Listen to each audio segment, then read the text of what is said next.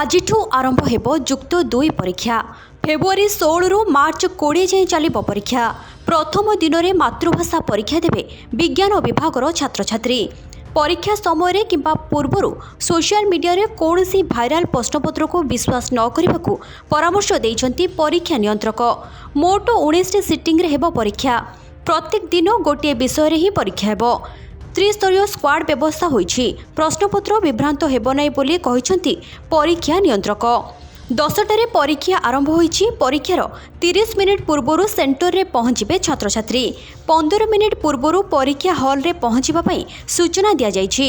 ପ୍ରଶ୍ନପତ୍ର ଏବଂ ଉତ୍ତର ଖାତାକୁ ସଠିକ୍ ଭାବେ ଯାଞ୍ଚ କରିବାକୁ ପିଲାମାନଙ୍କୁ ତାଗିଦ କରାଯାଇଛି। ଉତ୍ତର ଖାତାରେ ଠିକ୍ ଭାବେ ନିଜର ରୋଲ୍ ନମ୍ବର ଏବଂ ରେଜିଷ୍ଟ୍ରେସନ ନମ୍ବର ପୂରଣ କରିବା ଦରକାର। ପରୀକ୍ଷାରେ କୌଣସି ତ୍ରୁଟି ନ ହେଉ ସେଥିପାଇଁ ପୂରା ବ୍ୟବସ୍ଥା ହୋଇଛି। ପରୀକ୍ଷା କେନ୍ଦ୍ରରେ ସିସିଟିଭିକୁ ଗୁରୁତ୍ୱ ଦିଆଯାଇଛି। ମାଧ୍ୟମିକ ଶିକ୍ଷା ପରିଷଦରେ ଲାଇଭ୍ ଷ୍ଟ୍ରିମିଂ ବ୍ୟବସ୍ଥା ହୋଇଛି। କୌଣସି ପରୀକ୍ଷା କେନ୍ଦ୍ରରେ କୌଣସି ଭୁଲ ହେଲେ ତାର ଯାଞ୍ଚ କରାଯାଇପାରିବ।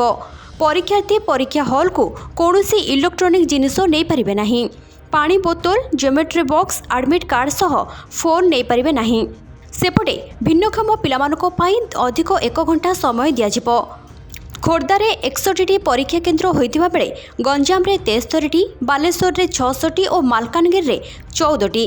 ଏଥର ପରୀକ୍ଷା ଦେବେ 3,86,250 ଜଣ ପରୀକ୍ଷାର୍ଥୀ। ସେଥିରୁ ରେଗୁଲାର 3,60,198 ଏବଂ ଏକ୍ସ ରେଗୁଲାର 26,052 ଜଣ ପରୀକ୍ଷାର୍ଥୀ ରହିଛନ୍ତି। ମୋଟ 1,86,899 ଜଣ ପୁଅ ହୋଇଥିବା ବେଳେ ଝିଅଙ୍କ ସଂଖ୍ୟା ରହିଛି 1,69,361। ମୋଟ କଳାରେ 2,37,750, ବିଜ୍ଞାନରେ 1,16,620, ବାଣିଜ୍ୟରେ 26,099 ଜଣ ପରୀକ୍ଷାର୍ଥୀ ଦେଉଥିବା ବେଳେ ଧନ୍ଦାମୂଳକରେ 5,791 ଜଣ ଏଥର ପରୀକ୍ଷା ଦେଉଛନ୍ତି। ବ୍ୟୁରୋ ରିପୋର୍ଟ, ଲିଭ୍ ଲାଇଭ୍ ଓଡ଼ିଆ।